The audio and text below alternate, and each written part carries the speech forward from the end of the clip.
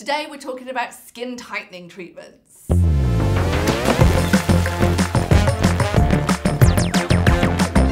Hi guys, welcome back to the channel. I'm here again today with the lovely Dr Kishan and Dr Euan to talk to you about skin tightening treatments, which is a topic we get asked about an awful lot in the clinic. You know, patients come in, they're like, my skin feels like it's down here near the nipple somewhere. What can I do to really snatch everything back up and in again? I'm gonna go first this time because it's my channel and you know, that's just how it works sometimes.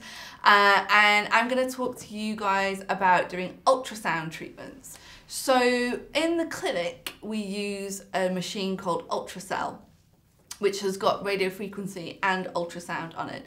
And the ultrasound portion is sort of similar to that of Ulthera. Do you guys have any comments? I've used both. So definitely one has benefit over the other in terms of visualization of the area you need to treat. So Ulthera has a scanner where you can see the SMAS layer, which is the layer sitting on top of the muscle that you want to contract. That's what the ultrasound is targeting, isn't it? To contract that, promote collagen and provide a kind of non-surgical facelifting. I would say that Ulthera is more painful, I find. When I've used it before. I did not find that. Like for myself, I had both. I've had both. Have you had it? But majority not had it, but I've got experience with Ulthera, and it is a thing. I mean, patients will say it's more painful. Most of the clinics I know that use it actually apply anaesthetic beforehand, and also the other treatment that I've come across is Ultraformer, and I think that's better for the body. It's really popular in Brazil. But I think the Ultracell is quite a nice, gentle, it's much gentler sort of feeling treatment. Yeah. Sure. I am going to go and have a look at the new Ultracell machine tomorrow. I think it's called the Ultracell Q+. So perhaps that will be slightly different. I don't know. There's a price point difference as well between having Ultracell and Ulthera. The Ulthera is significantly more expensive because the consumables are a lot more expensive. So having had both myself, in my opinion, it wasn't at all painful, either of them. I'd put it a solid 0 to 1 out of 10. Which is so unusual. Hard. Yeah, I don't think I'm particularly hardcore. No, you're not. She's not. I genuinely just didn't feel anything. I did see slightly more of an improvement when I had the Ulthera over the Ultracell. But like I said, with both, I'm not sure whether or not the extra expense is worth it or not. I think it depends on how much you value your time. Like, would you have 2 Ultracell done instead of 1 Ulthera? I don't know, I'm not sure. Something that I would say though about doing the Ultracell is even though you can't get the direct visualization, so you're not exactly 100% sure if you're doing it in the SMAS layer or not, in practice I'm not sure whether or not that actually makes that much of a difference, because even if you're in the fat, if you're doing it on a patient with a fuller face, who maybe needs to slim the face a little bit, that's probably a good thing because you're gonna get a little bit of fat loss as well when you do it. So certainly when I have it done, I notice that I look slimmer, and I do think an element of that is going to be from fat necrosis. And there's an element of skin tightening as well. Yeah. Which, so they do look a little bit sharper and much more elegant as well, I think. Yeah. Elegant, great word. Yeah, fantastic word. So with the Ultracell, we've got 4 different transducers that target different depths. So it doesn't have to go down to the SMAS layer. So you've got 1.5 millimeters and 2 millimeters, which are much more superficial. So they're much better for perhaps scrapey skin. I'm using them, for example, on the décolleté or areas where somebody's got a lot of fine lines, and it seems to work quite well for that. So in a treatment, we'll not only target the deeper structures, but also the more superficial ones as well, depending on what that particular patient needs. So how does it work? Well, with the ultrasound, you're targeting the heat energy at a focus point underneath the skin. So you're heating it up to about 60 to 70 degrees to cause new collagen formation in that region. It's kind of a repair response, and similar to how you would have with microneedling, for example. Yeah. It's localized trauma. So we put our tissues through a little bit of trauma to then promote the healing response, creating collagen at the level that we choose to. So there's no burns on the surface of the skin. even though it's 60 degrees or 70 degrees, it's focused down into the tissues. So you don't see anything on the surface of the skin other than like a little bit of redness maybe. I think that's the great thing about these treatments, because somebody can just have it done and then go to dinner or whatever straight away afterwards, and there's literally no downtime at all. But it's not an instant result either, because it takes your body some time to produce that collagen. So we're thinking, what, 3 to 6 months down the line, you'll start to see some really nice improvements, a little bit on the day, but you've got to wait.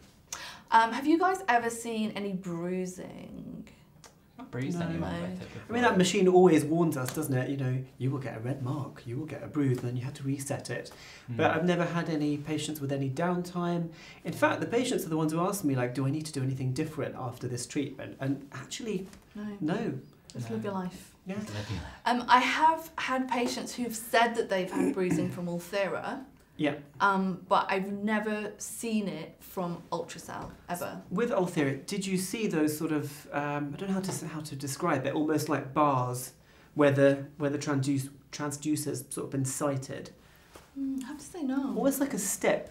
It's very temporary, but that's what I've seen after Just redness, treatment. do you mean? No, I mean it's very temporary, but it's just literally where the transducer's made contact with the skin. Get a bit of a step, and then it's gone by the afternoon if you've done it in the morning. I think with ultrasound, it's really important to be realistic about what you're going to get from it. So it's not going to be an overnight change. It's not going to be a hugely significant difference as well that you get from it. Personally, I would only treat people who have got a fuller face. So I prefer treating slimmer patients using a combination of maybe fillers or biostimulators, not using ultrasound for them. I think 2 areas that patients I've had have really liked is tightening the neck, because that's where, for the example, the Ulthera machine has an FDA approval for proven lifting of the neck. So people with that kind of crepier skin are needing some lift. It is good for that. And the other area that I've had people say they really liked was above the eyebrow. So if you've got a bit of a drop in the tail of the brow that happens with aging, you can revolumize with fillers or you can lift with toxins, but some people don't want to use those things. They just want to use their own body's natural healing response. So you use a little bit of focused ultrasound there and you can get a nice lift in the tail of the brow. Have you ever done that before? I have. I'm unconvinced. It's super subtle, basically. Yeah, you know, subtle, but patients like it. So this is what I meant in the previous episode about how if you ask different doctors the same question, they're going to give you a whole bunch of different results. I think it's just a case selection, isn't it? If you do the wrong treatment on the wrong patient, it's just not going to work. So it's just okay. There's what so many things to choose from. We need to make sure we slim our options down to things we think are going to do a good job for you. I think that's the art, isn't it? Just sort of case selection, seeing what's going to work for someone and having that experience to select exactly what you think will work, and then the rest is obviously nature, the patient's own repair processes, and a bit of luck as well. Okay, so let's move on to your topic. So talking about case selection, one of the treatments that I think has been really popular over the last 4 or 5 years has been plasma soft surgery.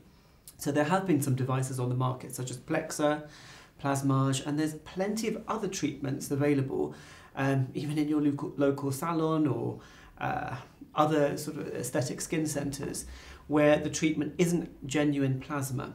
So plasma is technically the 4th state of matter. You have solid, liquid and gas, and plasma is the 4th state of matter. And this particular machine that we use is called Plasmage. It basically generates a microcurrent, and as the tip of the device gets close to your skin, it generates plasma. And the plasma vaporizes a small island of skin, and then we go on to do lots more, and then you get a gradual tightening of the area. I mean, you get an immediate tightening, and then you get progressive tightening over a period of 3 to 6 months. And it's similar to what you said. It's a controlled injury, and we're relying on the body's natural repair processes and hormones to affect a tightening. And although the company recommends you that you can use it for acne, for wrinkles, for general tightening of the facial skin, I found it most useful for the laxity of the upper eyelid. Let's talk about that. So how far around the eye are you going? Are you doing the eyelid? You just doing on top of the bone? What are you treating? So I'll treat, first of all, this is the area which most patients complain about, and patients over 50 or 60, typically with quite crepey skin. Maybe there's been a history of sun damage, or genetically they've just got this laxity of the skin there. It's called dermatochalasis, and it's really common. But if the component is mainly thin, crepey skin, this treatment's really good. So that's where I find the case selection is really important. So what was your question? First of all, I just want to point out to you guys at home that when we say what the patient complains about, we don't mean that you're moaning. It's a medical term. Yeah. So we mean the patient comes in, complains of X, Y, and Z. It's not they're coming in and moaning about X, Y, and Z. It's just what we say like between ourselves that we're now sharing with you. So my question was, are you actually treating on the eyelid itself? Yeah, so first of all, this area here is the most common area. And then second of all, I'll treat under the eye as well, if there's crepey skin here as well. And I've had quite good results with that as well. And then finally, above the brow, technically you're supposed to be able to get a bit of a brow lift, but again, it's quite subtle. Haven't seen it happen with everyone. But I think if I'm treating this area as well, I tend to do this area. He's such a politician. He didn't answer the question about treating directly on top of the eyelid. Are you doing like that bit there? Yeah, absolutely. Yeah, this is number one. This is number one area. But how far down are you going? To the lash line? Ah, okay. About 2 millimeters from the lash line. Okay, so you're doing that section as well. And what about numbing the person up?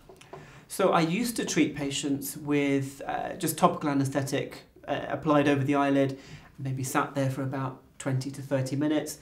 Now I'll use injected local anaesthetic into really key points to give a bit of a block. And that way patients can tolerate the treatment better. Yeah, I think you've got a block on. I use the block, yeah. Interesting. I mean, the cream worked quite well for patients before. I mean, they tolerate it. I mean, yeah. They can't feel a thing. Yeah, with a block. I just like it when they can't feel a thing. Yeah, much better. Okay, downtime. Downtime. So this is important. So you are left with carbon crust sitting on the skin, and it looks like a strange tattoo, particularly if I've done on the upper eyelid, above the brow. It can look a bit like one of those Marvel comic heroes with a mask. And it's quite difficult to hide. So that's the other thing to let our patients know about, that you've got to allow for a little bit of, maybe even a bit of social exclusion. You might want to sort of keep away from school events or things like this. You can cover with makeup after about 3 days.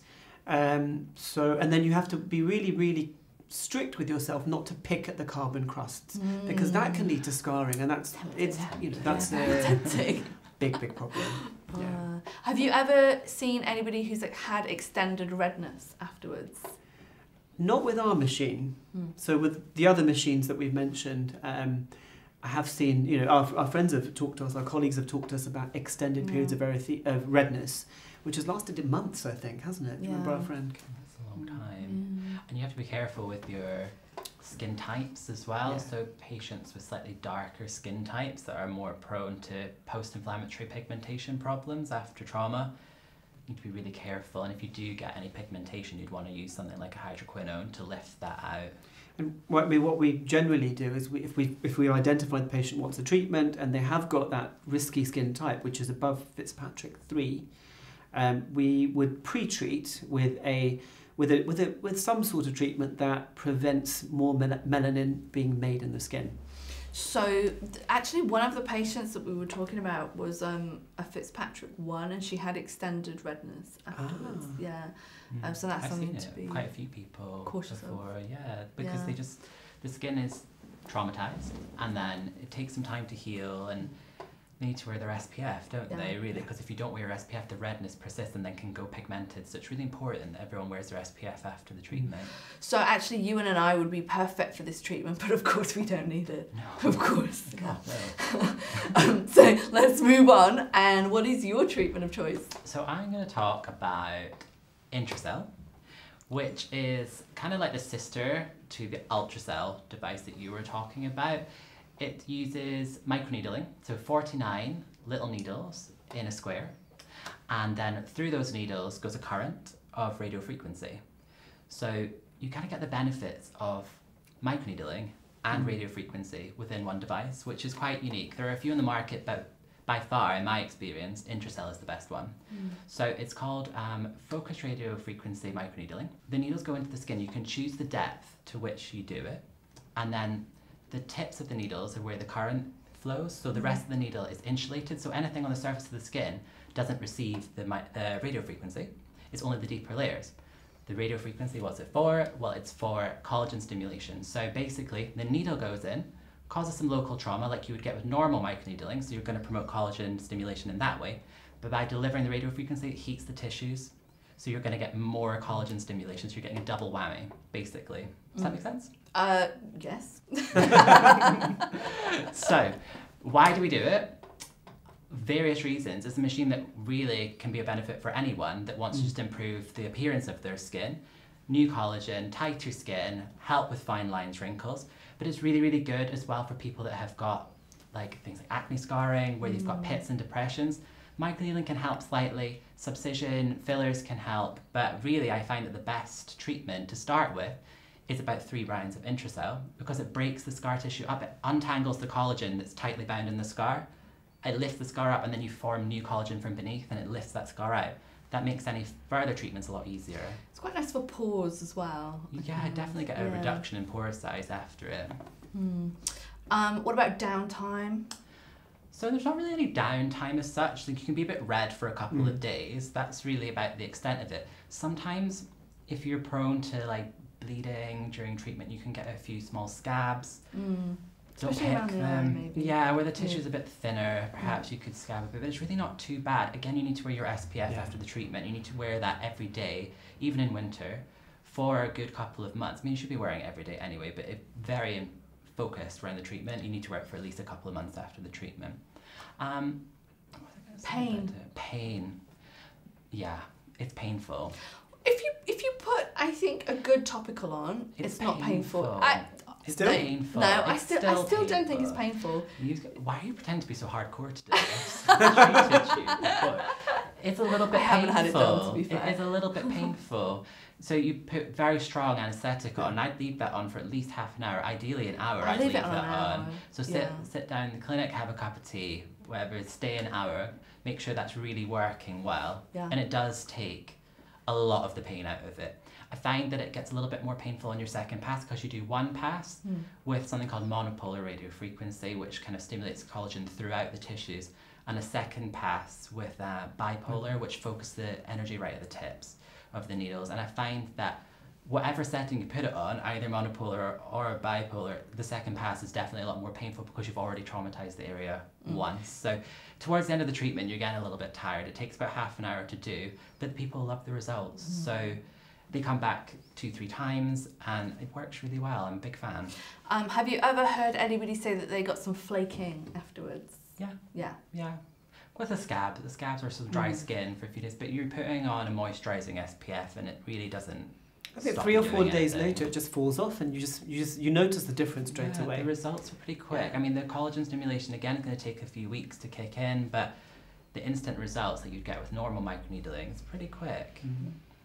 Okay, so any wild cards that we want to discuss as well, like PDO, for example, or anything else? What are you saving up, Sarah? I'm not saving anything up. I'm mindful that we haven't talked about that either yet. I used to use PDO, the short PDO threads in the neck and in the lower face for skin tightening. We've had some regulatory changes over here in the UK, which means that unfortunately we can't use them anymore at the moment. Sad.